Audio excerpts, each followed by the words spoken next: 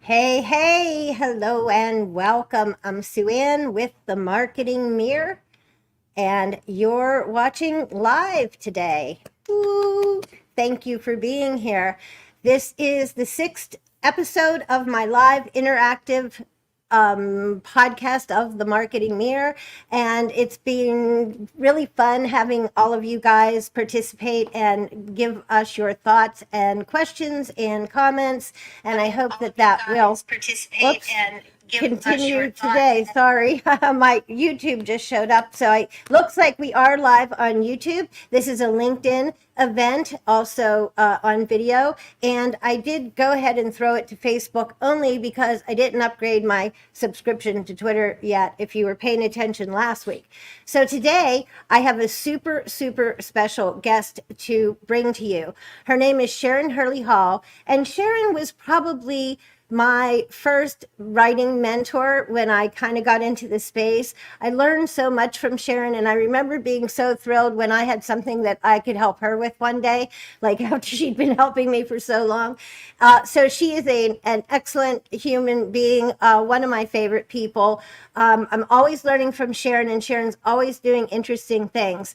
She's a writer, she's an educator, she's a nerd, a tech nerd.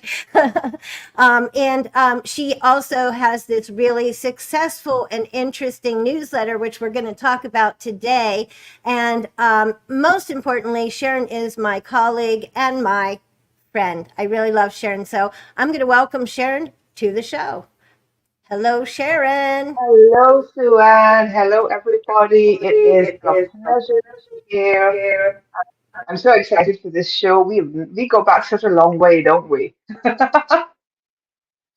You know. We do. I think, you know what? I think you were one of the first people I did a video with, like what, because I worked with you as a mentor in your group for some time. And I was like, really, like, I never did a Zoom or anything. I think you are part of, like, we were probably helping each other because we were both like, we're writers. We don't do video. Like, we don't want to be on video. Hey, Eileen, Miss Eileen. Oh my gosh, I'm so delighted to see you here. We go back a long way too. Eileen's blog was one of the first blogs that I wrote for when I was a paid blogger. And yeah, good to see Miss Eileen in the house. And welcome everybody else.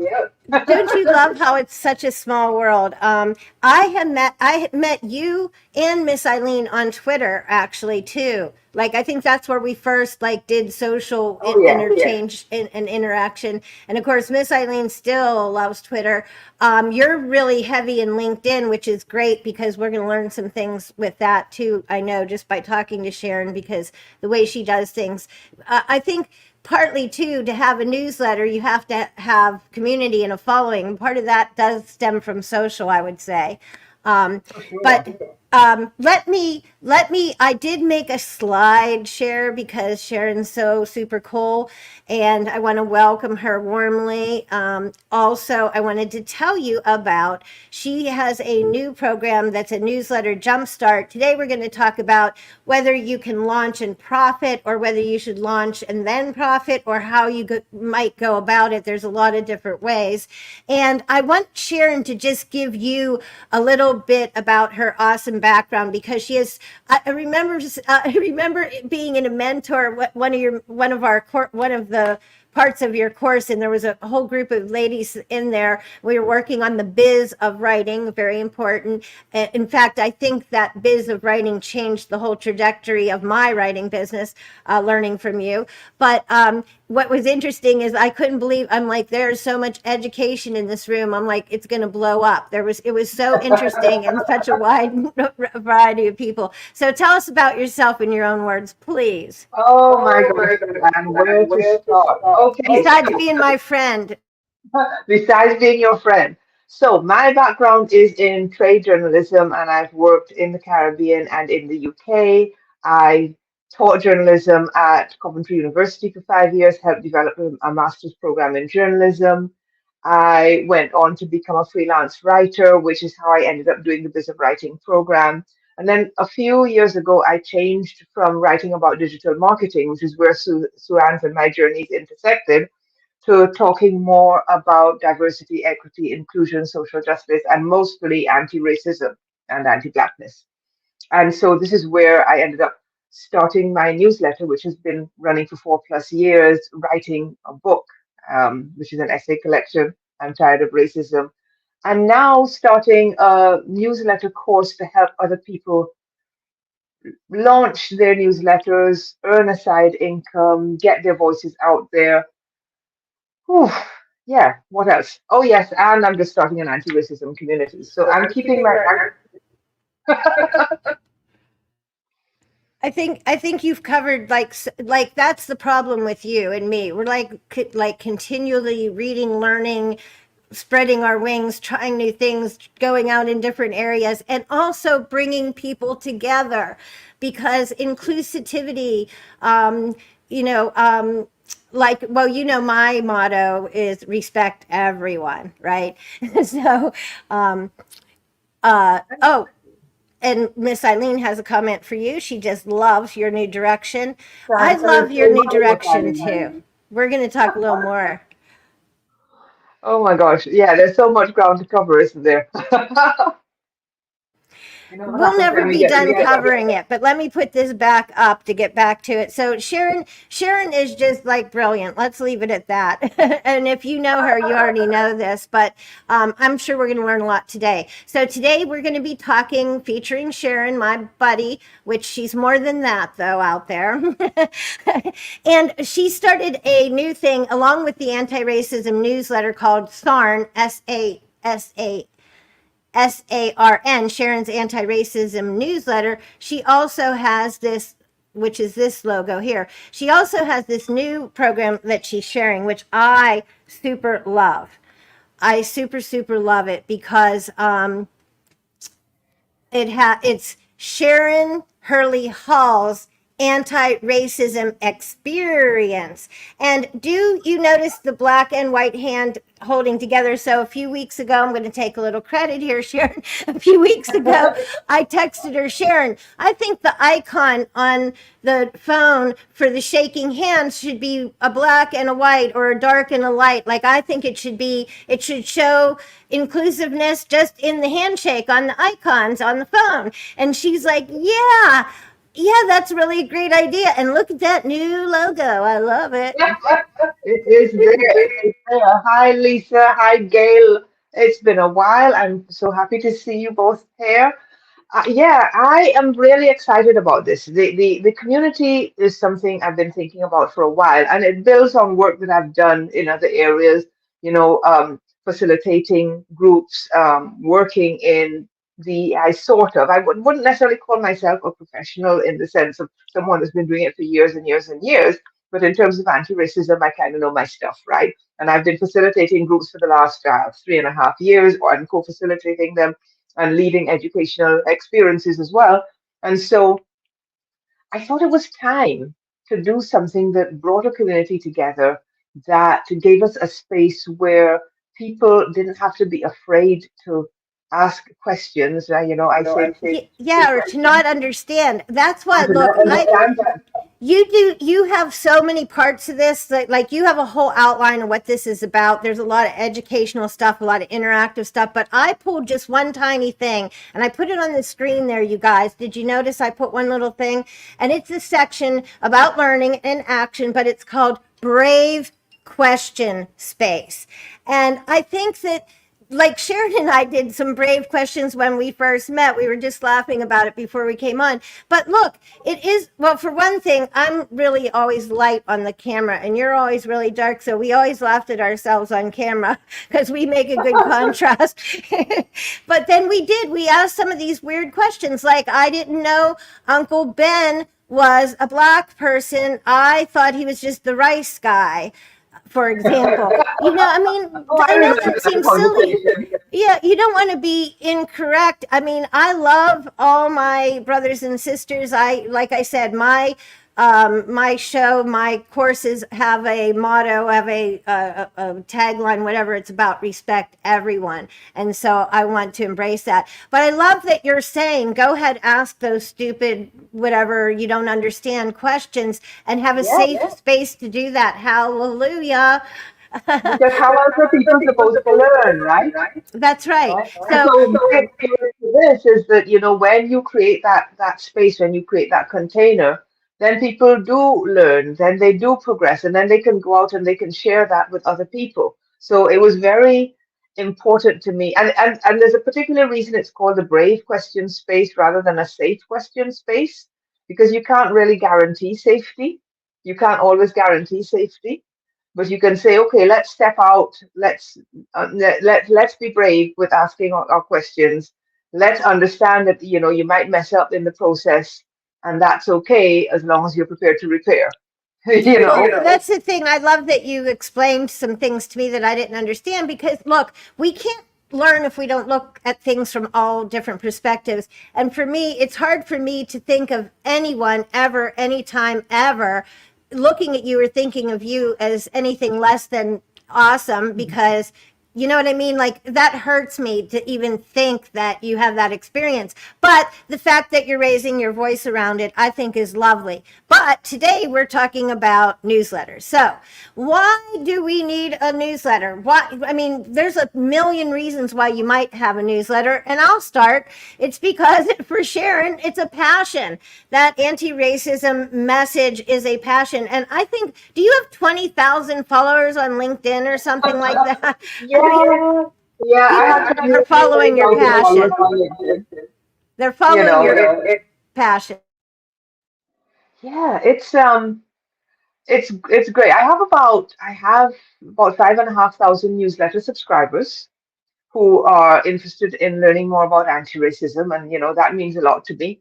And also the people I'm hey Lisa, and also the people that I'm connecting with all the time on LinkedIn and on other platforms who are interested in learning more and committed to doing better. So yeah, definitely um, a newsletter to share your passion and also to help you make an to help you make an impact. You might have a community, you might have something you care about, like marketing, like small business, like soft spaces for Black women, just to pull something completely out of the air, right, Lisa? right? You could have all of those things, like blogging, and you could say, okay, this is one way that I can reach people and share my own perspective. But the reason why I say a newsletter. I mean, we go back a long way on social media. But here's the thing about social media is that you don't own that platform. Okay? You don't own that platform. So it's always good to have a space where, it kind of belongs to you, especially if you're paying a fee for it. Then as long as you keep up to date, it's like your website. As long as you keep paying the subscription fee, that's your space, and you get to tell your message your way. It's a great place also to show your thought leadership in a particular area, to provide information for your clients, to form a content hub, and even as a foundation for a book. My book, I'm Tired of Racism, has 33 chapters, I think, and at least 25 of those came out of content that was published on the newsletter originally. As edited and expanded, but you can use your newsletter that way too. I was going to say your first book, too, Shadeism, was one of the most interesting reads ever. Like it just kind of opened my mind to a whole nother thinking because it just showed something I never really thought about. Which again, this is what we like. This is thought leadership. Also, I think that people there's different tones to newsletters in how they present this stuff, right? Somebody like Ann Handley, I'm an Ann Handley fan, has a way of making it like really like a letter, like a one-to-one letter. And so the thing about your newsletter is I think some people are using their newsletter as the hub instead of their website, and they're expanding their other cluster from that as the central piece, especially with some of Sure. these platforms where you can like kind of keep a library of it. Yeah, for sure. So when you use some of these platforms like Page like Go, you know, you have a website effectively. It's like blog meets website almost, right? And you add meets email marketing tool. because you can send things out. You can publish only on the web, you can publish only, send only by email, or you can do both, which is what I tend to do, right? So that you have the best of both worlds. And so you have this repository of all your content that is built up and, over time. I mean, for people like us that, you know, have been online forever, right? Well, Have and quite a this is number why I of put things to this put in a too. newsletter. I'm sorry, go ahead. No, I was just saying you could have quite a number of things to put in a newsletter. This is why I say I kind of, after listening to you talking about it more lately, I think that if you get solid on your why are you presenting this newsletter, why are you reaching out to people, why should they be Hmm. interested, why are you providing something worth opening, if you have a good solid why, that's going to matter for how you do it, what you do in there, when, how you do it, who you're trying to attract. All of that really, I feel like, stems from that why for your newsletter content. So that's my conclusion, learning from Sharon. And Ann Handley, and I know other people do this with their newsletter too. They explain it to you. They tell you it's this is she calls her newsletter a lot different than anything else on the internet. So she's telling you this isn't your typical newsletter. And then every fortnight, which cracks me up that she uses fortnight. I don't know about you guys, but I love that, which is what, every other week, right? So every fortnight, she sends it, and it's a literal letter. So she writes it like, dear, she calls you different things though, like which I feel like is endearing. Like she'll, like at Chris at I don't know, at Halloween she'll call you, dear great pumpkin head, or I don't know, dear pumpkin spice, I don't know, spicy pumpkin. She has these little terms of endearment that make you kind of feel like more special when she opens the letter. But she says she'll do give you thoughts. So fresh thoughts, marketing ideas. And she mentions her shenanigans, which I think shenanigans are something we all need, something that makes you unique. So I don't know if she wrote the part about you'll love it or if I did on this slide, but what do you think? Yeah, I for sure. I think that, you do have to have that why. You have to have that way of presenting. And, there's only one you, right? There's no point in pretending to be somebody else. There's no point in, you know, best practices are all very well and good, but they still have to work for you, you know? They still have to work for you. So the other thing that I want to say is everybody says, well, there's so many other newsletters out there, or, just like in the back in the day, they used to say, well, there's so many blogs out there, there's so many websites out there. Why should I start one? And again, there's only one you, and your perspective on something is going to be very different from someone else. And so, think about what it is you have to say. What is your why, and what's your who? Who are you talking to? Who are you going to be talking to? And the likelihood is that you are going to find people that you need to talk to. Take my anti-racism newsletter. It's not the only anti-racism newsletter or website or publication out there, but there are people that get something from it and value my particular perspective. I have a slightly different perspective because of my fairly diverse cultural background. Let's just leave it at that so we just don't go down a rabbit hole. That's why it's always fun to talk to you. There's so many rabbit holes we can visit. But so were you thinking, or should people be thinking, were you thinking monetization at the start of creating a newsletter? Or do you move to that at a certain point? Or what's your advice for most of us? Or how do you look at that? Well, when I started, I got a good piece of advice from a friend of mine that said, make it possible for people to support you, the people who want to support you to support you. So I turned on subscriptions right from the start. And I tell you, there's a handful of people, maybe 7 to 10 people, that have been subscribed to my newsletter and have had it with a paid subscription since August 24th, 2020, the day it launched. And they're still with me today, right? So yes, there are lots of different monetization strategies, and some of them might depend on you having a bigger audience or having a particular audience, because it's not necessarily always the size. Sometimes it's, are you reaching the people that the people who are advertising, for example, want to reach? You know, but you can start very easily by, if you're on a platform that allows subscriptions, turning on subscriptions, or if you're on a platform that doesn't, have a little donation button, use buy me a coffee or something so that people can support you right from the start.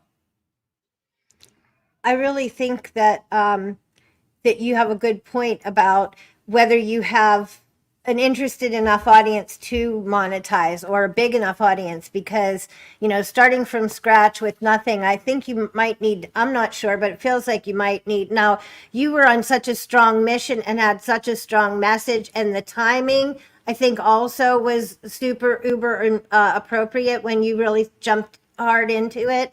And I think those are factors, but I think for a lot of people, you've got to get it rolling a little before you can do that. Let me ask you this: do you do oh my gosh, I forget how I was going to say this. Okay, Yeah, I'll have to think. let me Let's just see jump back. what's next. Let me jump back in for a second, just to say that I definitely take your point about needing to build up an audience. I think that applies to some things, but for all of us out there, we're very much, most of us are now online. We are talking about the things we talk about. We have people in our networks, and even if it's just a handful of people who are saying, "Hey, I believe in what Suan is doing. I believe in what Sharon is doing. I want to give them a bit of support," even if it's only a tiny amount. It just makes such a difference to you in terms of your mindset. And yeah, I think it doesn't hurt to put it on. You don't lose anything, right? If you don't ask, you don't get. And what I was going to ask, which my brain went on crazy for a second. I guess this gray hair tell you something. But what I was going to ask you is, when you start to think about monetizing, then is it necessary to start like planning out like a calendar of like the exclusive level, what like content, like there's got to be an exclusive tier if you're monetizing. You can still, of course, have a free, right? There are a number of options actually, and I have been in some masterminds with other newsletter producers, so I have a fairly good handle on some of the different things that people have tried. Some people take the view that they're giving everything to everybody who pays, no matter what level, and they're just going to allow them to support at the level that feels comfortable for them, which is kind of where I'm going with the community. Um, then, other people feel they want to gate certain things um, for their paid members. So for me, in my newsletter, about 60% plus of my content is free to read. And then the people who pay to subscribe and support the newsletter get my mini podcast, two short episodes of maybe about 3 minutes each. They get a behind the scenes letter, so they get the first look at anything that's going to be coming up.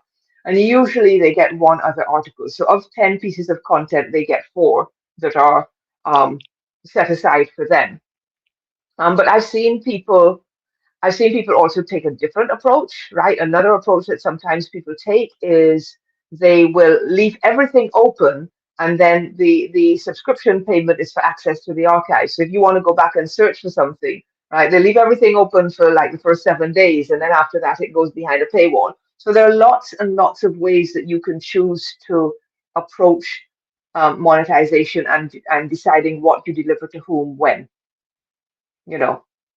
And certainly something that I talk about a lot in the newsletter course, the number of options that there are for monetization and for deciding what mix is right for you personally. I really think that's one of the beauties too in like this whole discussion of a newsletter and monetizing or not and how you go about it and what your content is. It gives you a lot of ability to be flexible and to mold things to fit your uniqueness. And I think that that's kind of important, that we find, like you say, our audience, but also, whoops, our uniqueness as well. Let's talk about those platforms that you brought up. I heard you say this, which I thought was so funny. Your platform is your throne for that king and queen content. Talk about that, please. Yeah, well, first of all, I'm going to give a shout out to my sister Lisa, who is in the house. Because when I was putting that newsletter content together and I was sort of massaging what the idea was, and she came up with the final form of this, and I used it with permission. If content is king or queen, your platform is the throne. In other words, you have to decide where's the right place to put your stuff, basically. And and there are a lot of things that go into that decision, including, what's built into the platform that might allow you to monetize down the line, what the editing capabilities are, what, there are a lot of features. It really pays to do your research in order to decide on the right platform beforehand. And the right platform is not necessarily the one that everyone is using. Yes, I just want to respond to Eileen there. Yes, I think the authentic expression is a great approach. And also that king and queen concept goes way back, right? Way, way back for all of us that have been around. And what I describe as being internet old, right? So we've been through early days of social media, early days of blogging, and so on. There's a lot of these concepts. They aren't new, but people don't necessarily think about them, but they're still relevant, right? Absolutely. I think also, we don't like, some people don't put a ton of effort into their ESP and what they're doing. One of the things that you said that I was like really shocked that was your answer was that you should have an exit strategy going in. I thought that was really remarkable because, you don't want to, like, how many times do you get like your stuff stuck in something, if you know what I mean? And you're not technically, and what if you want to change and grow? And what if you want to add like a monetization subscription on a platform that does it within that instead of doing it separately? Also, you mentioned before about adding a tip possibility for people. One thing, or don't, just send me a donation kind of thing. One thing I noticed you do on your courses is you let people add a tip onto the course. And I had never seen that before. I thought that was pretty smart move, my smart friend. Well, I can't take all the credit for that. That is a platform feature that they allowed me to enable, and I thought, well, why not? I'll just put it there because you never know, right? Yes, begin with the end in mind for sure. I just and again, and I'm sure Eileen and you and many of us that have been online for ages have seen platforms come and go. And I no longer want to be scrambling when somebody says, "Oh, we're shutting this down, and you have 2 weeks to get all your stuff and find somewhere new." So I will tell you that I was on another platform before I was on Beehive. I had already picked Beehive as my next right platform, and I have already decided on the next one that I will use after Beehive. If Beehive goes pear-shaped, I will be, then I'll be going to Ghost. I already know that. I have done my research. I've talked to people that have been using the platform. I know what's possible. And so I checked that, Beehive had exports. I checked that there was a feature to import stuff from there to Ghost. I checked all of that because you can't guarantee that these things are going to stay around forever. You know, we feel like we build a home on a platform. But honestly, our community is the home, and the platform is merely where it sits in this particular moment. That is, I really like that. That's a really cool thing. Our content, our uniqueness, our voice is the home. And so email the exit plan first, the features for your use case. These are some of the ones that you mentioned. Values that align, which you had mentioned in switching to Beehive, you feel more in line with their values, with your values. Also, how techie comfortable are you, which is a challenge for some people. It's funny because I thought, it was a challenge, especially with email. But over the years in working with different people, I've had the privilege and fun of being introduced to so many platforms. And that makes it like easier when I have clients that I'm ghostwriting an email for, because I can hop on wherever they are and have like I've even done some of the trickier ones like Kajabi and Active Campaign and stuff. So also I like that you can make it the central like hub, so that's where where you can make it a blog compatible or make it the blog, right? And then you mentioned collections, and Miss Eileen said, should those collections be archived in private or are they available? I think, does that depend on the platform or does that depend on how you set up the URLs? Right at the moment, what I have done is what I've done is go ahead and make those available to most people. But I think we might have that echo again. Oh, my. Yeah. So what I've done is I've gone ahead and I have made those collections. So I've grouped certain things. I've grouped reviews. I've grouped my reading lists. I've grouped the podcast. So everything is available to the audience. It's usually available to. So even though I've grouped the podcast and people can see a little like they can see a little intro, like because I do transcripts. They can see a little intro, but they can't listen to the audio unless they're at the level of membership where they can hear the podcast. But the other thing that I've been thinking about recently that I haven't implemented yet is putting all that content into a searchable database that people could then have access to. Now, don't, I would say that if this is something you're planning to do it from the beginning. Don't be like Sharon and wait until she already has 500 pieces of content and then say, oh, it's not that I didn't know I wanted to do this. It's just that I had not figured out how to do it and I keep producing content. So now it's a really huge job. So don't be like me. If you're starting a newsletter today, think about keeping a content repository somehow. And you might say, now, is this overdoing it? Because there you have your newsletter website, you have all those emails, the content is there, but is it in one place where you can search it? And also going back to this slide that's here, remember to check that you're able to export your content and your subscribers so that you can go to another platform on a regular basis and export regularly. Right? If you're publishing every week, you should be doing an export every week. If you're publishing every day, you should be doing an export every day. I don't always take my own advice, but I do export regularly, right? I know. The writers have the like least writing on their website, for example. Yeah, and then the like the forms and the design are starting to be like important. It used to be, I think everybody just had a form, like it could be basic, but now I think the copy, the design, whether it goes to a landing page or how it comes through to you, I think those are starting to be important. And I believe in a good autoresponder. I believe in having a little welcome series if you can. If you're doing something in particular, like a course, I think when you start out with some kind of welcome or autoresponder, it gets people more excited. It gets them, filled in about things. It can build up, anticipation and participation, which is one thing courses are often lacking. So I think that's important too. What I do we have next?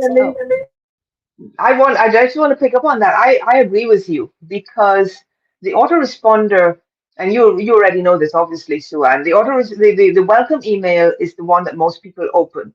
That's like got a 70+% open rate, right? So that is really your best chance to make a good impression on your readers. And a series definitely helps to nurture them. So for mine, I have a series of 3 emails. One that says, welcome to the newsletter, check out this section, check out that section, and then another one that says, okay, this is that you've read, or this is all the stuff you can read for free, and here's what you get if you upgrade. And then that's it, right? And then, you can have and this is the beauty of some of these platforms, is that they allow you to do that standard email marketing functionality. They have the analytics, they have all of these things, and you still get the little newsletter website with it. So I love them. Yeah, I think that's so important. People forget, like, when you get your analytics, you can't just get your analytics. You should actually look at it and review and try to, learn or figure out the gaps or figure out what's performing, to the plus and try to work from there. I think you have to mess around with like subject lines and hooks with the newsletter, things like that as well. Absolutely. And it's really good to have platforms that allow you to do A/B testing. There's so much. And I definitely cover some of this. My course covers the platforms bit. It covers lots of approaches to content. Yes, you say content that's unique, content that serves your community, content that you don't have to create yourself as well, right? And then also, we've talked about the monetization already, and one of the things I'm adding for the next run is I'm adding some additional tips for launch and for growing your audience as well. Yeah, I think we should actually do a lead magnet discussion too, because I think there, like I say, I think there's getting to be a different, I think people are becoming desensitized to some of the tactics we've been using for a long time. And I think that's when you have to like jump out of your, creative box and move into a new circle or something. I want to see people like, I think when you're a little bit experimental, I think that, that makes your stuff not just be the same old, same old. So I think that that's going to be impactful as we move forward because people are desensitized to, name and email. There's got to be something that pulls them in more. It's got to be done so it's all smooth and real, as minimal friction as possible and those kind of things. And that wasn't what we were thinking about 10 years ago, and I'm really slow. I've been traveling, as you can tell, I'm not in my home studio. So I'm going to be giving you a lot of the links for Sharon's stuff coming up. So look for it coming up in the descriptions in it on the YouTube description. I can add more because there's a lot of room there. And also, there's a link for my newsletter in case you want to help me get that going. And I'll put that in there too. So, do you need to have a regularly scheduled newsletter? How imperative is it that you keep a schedule? How often do you send it? What's your take on all that? Yeah, great question, Suan. I think, and this has not changed since the early days, you make an appointment with your reader. They know your subscriber. They want to know when to expect your newsletter. You don't have to schedule it at a cadence that is hard for you to keep up with. I mean, there's no point in saying I'm going to send a newsletter daily if you can't send it daily. And I mean, who needs that most of the time? You don't even have to send it weekly.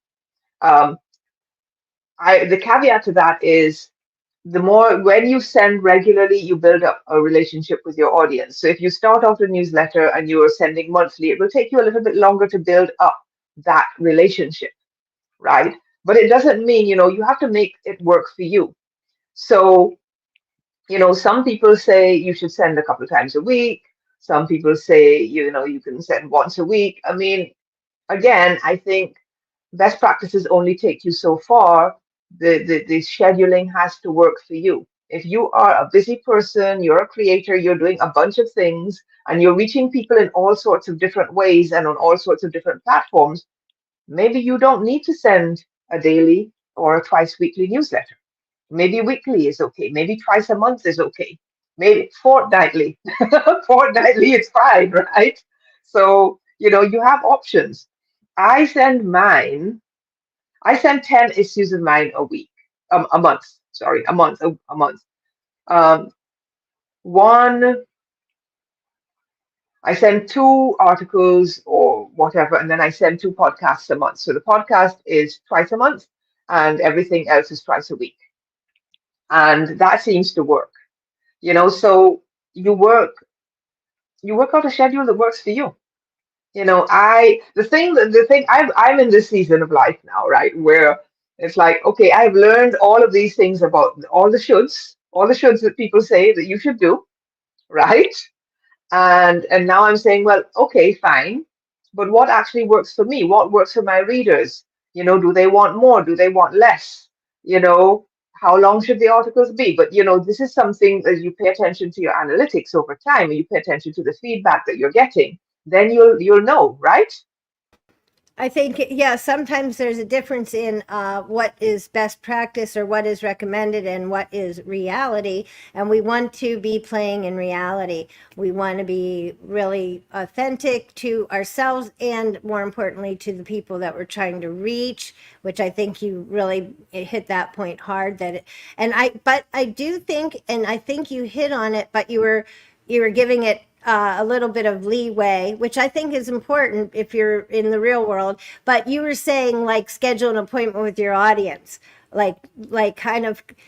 So I think consistency means that there has to be some kind of schedule. And what I'm finding out from this show is that, like, when I missed a week, people were looking, because like the holiday I didn't broadcast, so people actually were checking in on LinkedIn to see what was happening, and that made me very happy. So it looked like, maybe that consistent schedule might be something to think about. And I Yeah, love making fun of Anne. fortnightly. I definitely want to jump in and say that one of the things that I have on my newsletter about page is a schedule that says when people can expect content. I say I publish these days a week at this time in this time zone. You know, I take two breaks during the year where I publish once a week, right? One in the middle of the year and one towards the end of the year. Apart from that, this is the schedule you can expect. And so it is there for everybody to see, right? And I will tell you similarly, if I miss if I miss a deadline, when I took my summer break, someone said, "Wait, I didn't get the Monday article."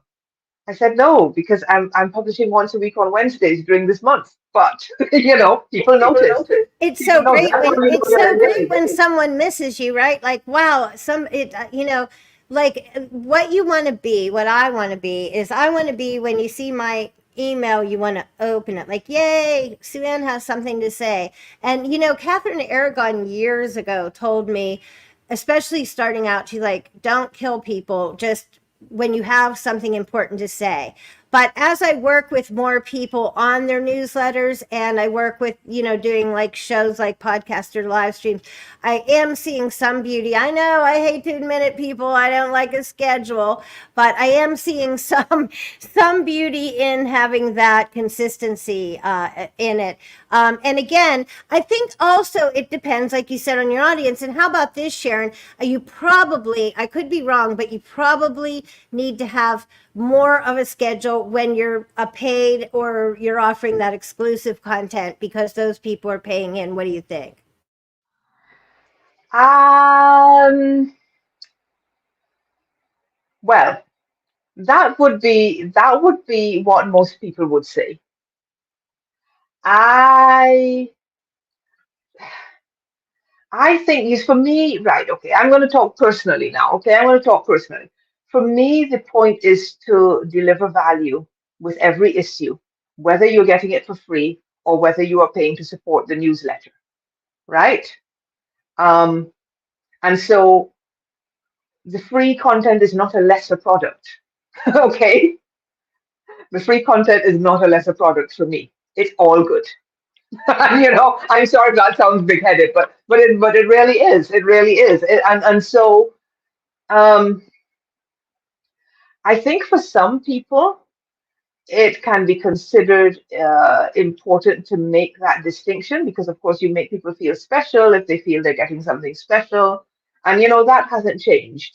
And so that's why I've kept the podcast for the paid subscribers, which also takes the pressure off me a little bit as well.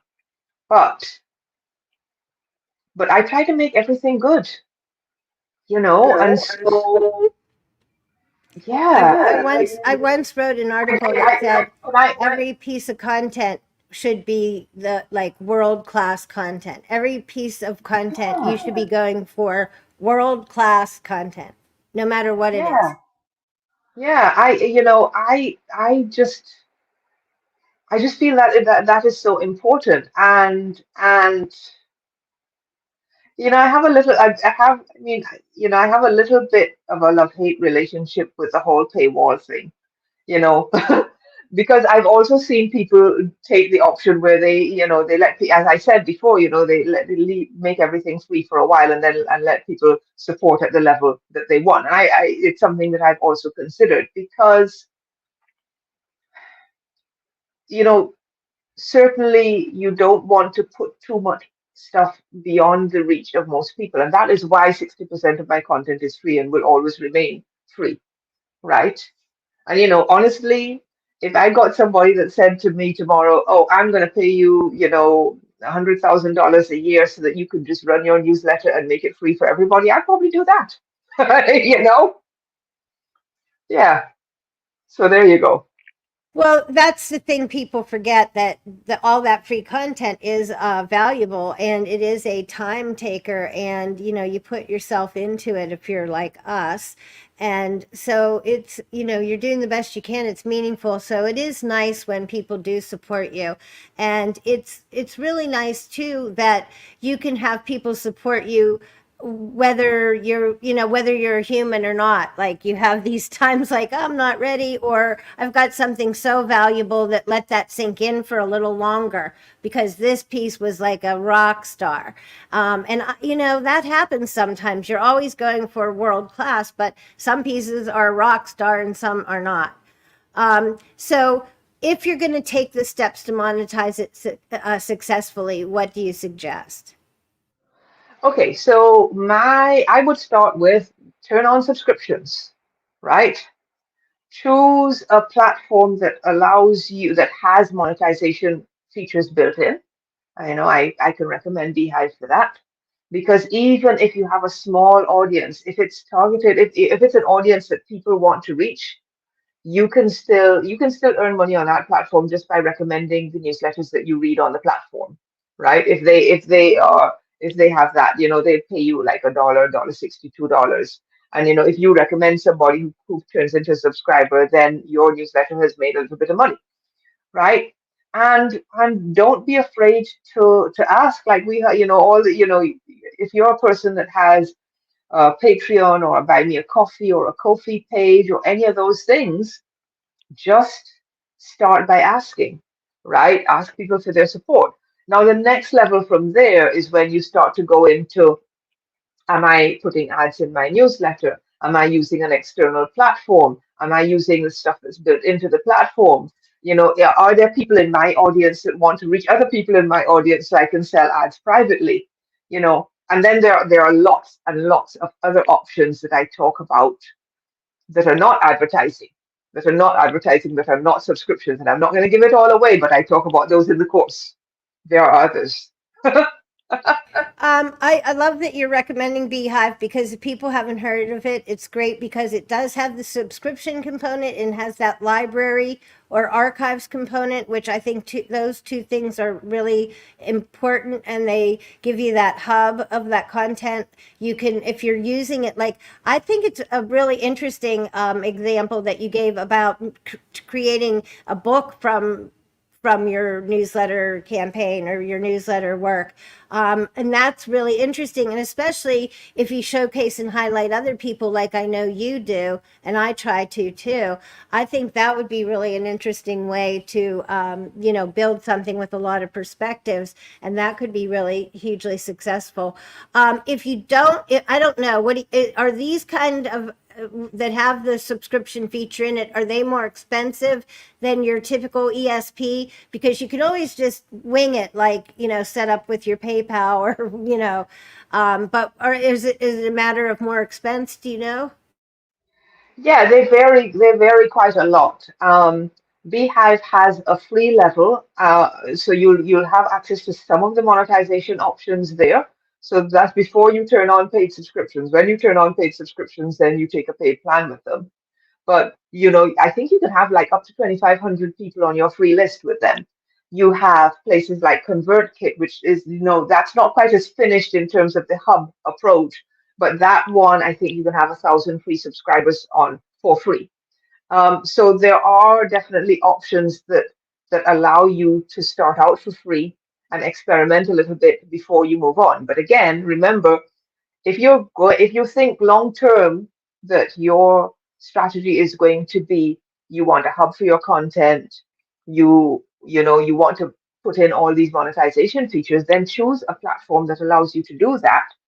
And maybe you look for at least the level of support you need to pay the platform fees, right? I believe, Support is huge yeah. too. Yeah. And then the level of support from people who are buying, the actually subscribing. That's what you mean too. So if you have budgeted here, you need this level to sustain the platform, and then this level to get some support for your writing and your work. That's cool.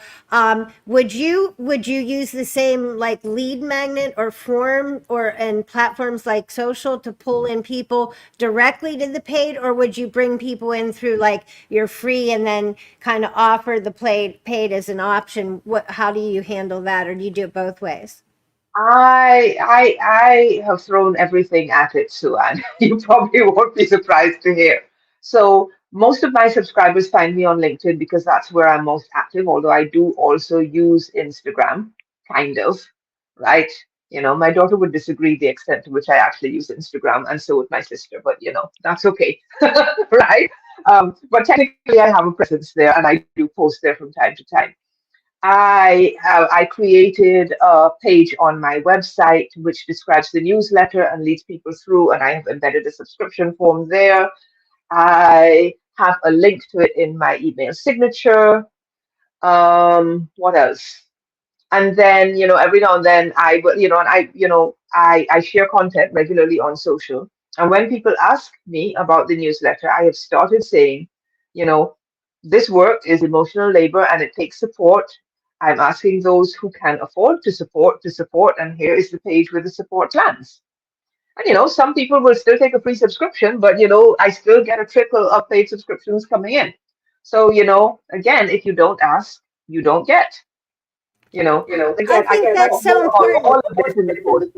It's so important because I know I don't ask too much. That's not what I'm thinking about. But it like really, it's the squeaky wheel that gets the oil, right? If you will. But yeah, I mean, and you have something valuable, so talk about it, show it in all those ways. I love that you have it in the even on your signature. There's a click to the key stuff. I love that. I mean, really, you're covering it in every which way. Don't, does anyone have more questions? If you didn't put any questions in, I love the comments that have been made, but if you didn't put any questions in and have any, now would be a good time to get those. I'm not sure if I'm seeing Facebook anything or not.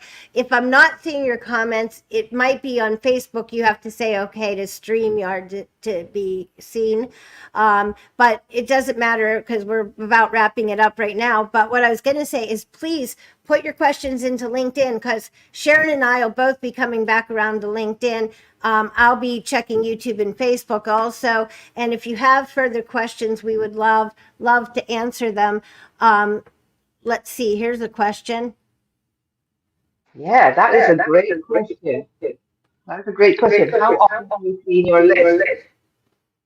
And a bit of background for people who cleaning your list means, for those who don't know, means getting rid of people who are inactive. And it's recommended that you do that regularly. And there are a number of reasons why it makes sense to do that. Partly because um, on some platforms, you pay for the number of contacts that you have that you're sending to. So cleaning your list means that you're not paying for sends that, with people who are not participating. I do a two-part thing, actually. What I do is I have set up an automation, which is a re-engagement to remind people who have not appeared to open things, that the newsletter exists, that they're subscribed to it, and give them the chance to either unsubscribe or to engage with the content. Um, and so that actually happens automatically say once a month or so. And then every so often I have segments set up so I can go in Beehive and I can set up segments that say, pull out all these people that have not been engaging with anything. And I can simply just, I can delete those subscribers and then my stats look much better too. And admittedly it's not only about the stats, but if people are not participating, if they're not commenting, if they're not sharing, if they're not responding, then are they really engaged? Are they really getting something out of it?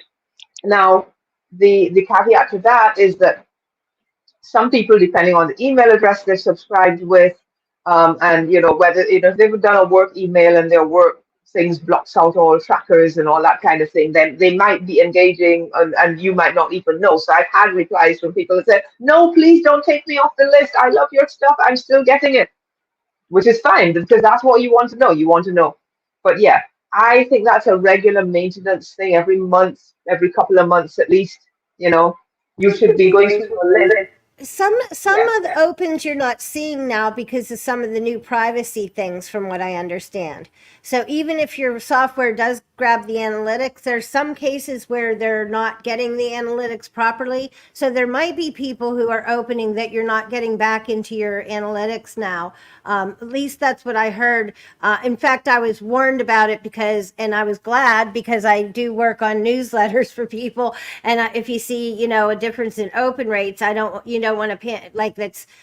I mean, there's going to be some adjustment, but if you suddenly had a huge dip, it could be something like that. Especially when it first came out, people might have noticed it. For sure, and it's really important also to um, make sure that you have done things to make sure that your emails are deliverable. I don't know if everybody's hearing me. We've got a tropical rainstorm happening in the background there, so I Oh apologize. my gosh, I heard it. I got caught in a tropical rainstorm driving. I'm not in my studio. I'm in Virginia, and it was like it was pour. I was like driving through pea soup, and then it was like pouring so hard I couldn't see anything. I'm like, I can't do. I got it, and so I just got in this morning because I finished the last couple hours of the drive. Hurried up and set up my studio so I could have my friend Sharon, who's now having her tropical storm. You're in Barbados. Wait, no. Barbados. Yes, Yeah, yes. Barbados. Which I wish we were all in Barbados. Sounds Well, right lovely. now you don't. And not for the internet, right? No, Right. it is. We're having an apocalyptic rain today. Well, hopefully that'll make everything bloom fresh. Do you have fall down there? Do we have what? Sorry. Fall. Like, does it turn cooler at all ever, or is it pretty consistent all the time? We have dry and rainy, basically, and so yeah, it does get a little bit cooler, but climate change, so it doesn't get that much cooler anymore. But what we would consider, what used to be considered cool for us, is about 22 degrees Celsius. So which is like a fine summer's day in England. Well, I really, really am so happy. I'm always happy when we get a chance to get together. We do try to check in sometimes with each other over all these many years. Sharon is a wonderful person, a smart person. I'm going to give you, I think I already have one link in most of the descriptions for one of her programs, but I'm going to give you some more of those. And make sure, listen, you will not be sorry when you take anything through Sharon because you get to pick Sharon's brain and it's always so much fun. There's so much in there to get to. I never finish because there's always more. But I thank you for being here. Sharon, will you stick around for 1 sec while I play my goodbye tune? And thank you. Thanks, everyone. We are so lucky to have Sharon today, guys. That's all I'm going to say. Let me pull this up and pull us out. I'm getting better at the controls here, I hope. So thank you again for being here. You've been watching The Marketing Mirror. I'm Sue Ann with Right Mixer Business. You just met my good friend, colleague, and super smart newsletter writer, Sharon Hurley Hall. Make sure you take her tips and use them. And if you have any questions, please hit us up. We'll be glad to respond. Thank you again for being here. Hey guys, it's Sue Ann. I'm so happy to invite you to my new membership community called Inside the Marketing Mirror. Let's go a little deeper into digital. Let's learn and grow together. Let's, for the price of a cup of coffee a month, jump into this private studio for exclusive content, deeper dive learning, and surprise events. So come on in, my friends and colleagues, through my new Buy Me a Coffee membership. And whether you make the events or not live as a member, all the content will be available exclusively to you in the studio library. I can't wait to see you.